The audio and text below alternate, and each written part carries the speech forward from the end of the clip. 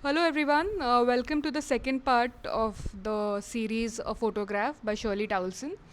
In this, we'll be discussing the setting of the poem, the theme, the poetic devices used. So let's continue.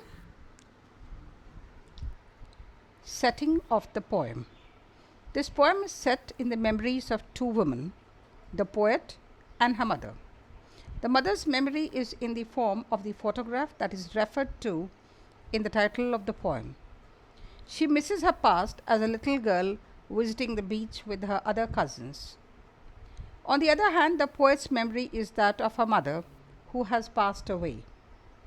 She remembers how her mother would look at old photographs to cheer herself up. In both cases, the women grieve for the past that they have lost. What I was referring in my last video was the labored ease of loss. So, the last line of mine here, the mother remembers how her mother would look at the old photographs.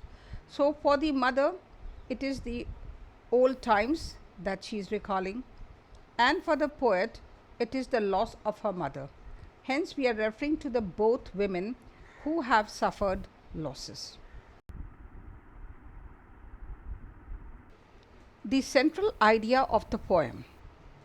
The poet begins this poem by describing a photograph of her mother in her childhood. The photograph was taken when the poet's mother was 12 years old and on a day when she had gone to the beach with her cousins. It was a favorite photograph of her mother's, and her mother often used to reminisce about the day when it was taken. It had been 12 years since the poet's mother died. And since the poet cannot talk about her death, she chooses instead to celebrate her mother's life by looking at an old photograph of her glory days. Critical analysis. This poem seems to be a simple one at its surface, but it has risen out of very complex emotions. There is bitterness of loss, the sweet memories of the past, the realization of the brevity of human life, and the inability to justify death. The poet has had a very difficult time dealing with her mother's death. In order to cope with this great loss, the poet takes recourse to the wonderful memories she has of her mother, as well as old photographs of her mother and her extended family. The photograph and these memories serve her well for just a few moments. She finds relief by looking at her mother's sweet face. This makes her realize that her life is short, and hence we must cherish every moment we get to spend with our loved ones. Even after all this, the poet cannot justify why her mother had to die and leave her behind. Death is unavoidable circumstance. As soon as a man is born, he is also condemned to a death sentence. We are all aware of this theoretically.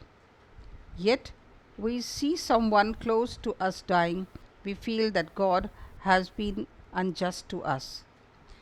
This is exactly what the poet feels. However, she is unable to vocalize what effect her mother's death has had on her own. She only says that it has left her speechless. Its silence silences. Coming on to the poetic devices, I'm sure you are coming this poetic device for the first time, synecdoche. This rhetorical device is used in many ways to represent one thing with the help of an entirely different one. In this poem, the poet uses the device of synecdoche in the form of part for whole in the 9th line. She writes the word feet, but she means the whole body, for the bodies of mother and younger cousins are not immortal, but alive for a short time on earth. Excuse me, ma'am, could you please explain us a couple of more examples for synecdoche? All right. See, as I said earlier, that synecdoche is referring to a part for a whole. As I said, we are referring to feet, it means the whole body. So the body here represents the mother, the two cousins. So more examples can be like this. New wheels. Now, new wheels refers to new car. Or if he says, ask for her hand. So it is referring to asking a woman to marry. Suits. It can refer to business people. So, ma'am, like you said, ask for her hand. It means like someone is asking a woman to marry him. So, hand represents the entire woman. Is this what it means? Yes, exactly. We are referring to a part of the body, hand. Just as feet was mentioned here, so is the hand. And the next poetic device we have in the poem, personification. I think we are all familiar with this. This rhetorical device is used to bestow human qualities on something that is not human. In this poem, the poet uses the device of personification in the lines 19. When she says, she gives silence the ability to stop the poet from speaking. It's silence silences. So the first silence is noun and silences, the second silence is verb. Hence, the word silence is personified here. So now we move on to the themes of the poem. The poem covers a couple of themes. We'll be discussing each one of them in detail. The first theme is contrast between the planned past and the unknown future. First theme, contrast between planned past and unknown future. In this poem, the photograph represents a planned past. The way in which the children were dressed up to go to the beach was planned by their parents. The arrangement within the photograph itself was the tallest and the oldest in the middle, and the two shorter and younger ones at the side was also meticulously planned. The way their smiles were captured by uncle was also planned. As opposed to this, the family had no control over the children's future. As we read through the poem, we realize the poet's mother must have been between the ages of 60 and 70 when she died. There was nothing the family could do to stop this death. The contrast between the joyful past and scary future is therefore a wide one and provides for much of the sadness that the poet exudes towards the end of this poem. The second theme is assimilating loss of life is heartrending. The poet has been helpless to stop mother's death. She has simply had to accept it. She misses the sound of her mother's voice and her loving words as well. This silence that the death has caused in her mother is also echoed in the poet herself. She cannot talk about how her mother's death has affected her. The silence that death brings in your loved ones also leaves you silent.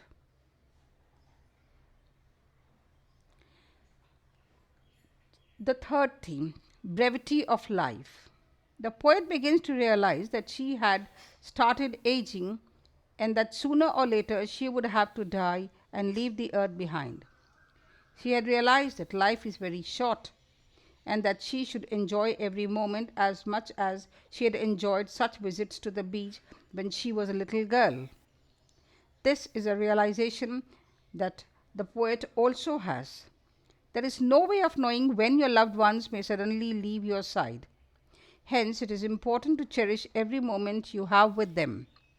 This thought may also have been accompanied by the thought of her own death.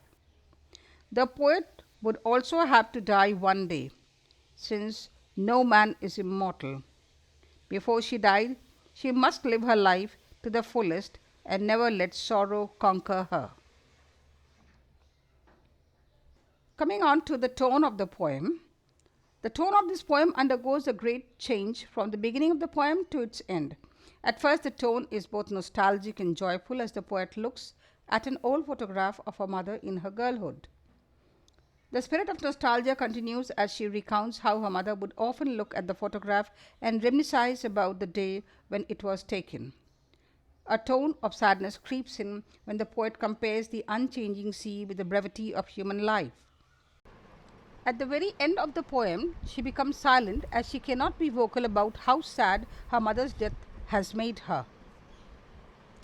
So, conclusion: A Photograph is one of the most relatable poems written by Shirley Towson. Its predominant mood is one of nostalgia. Nostalgia is, of course, something that all readers can connect to. It is for certain that all readers have moments at which they can just get lost in memories of the past.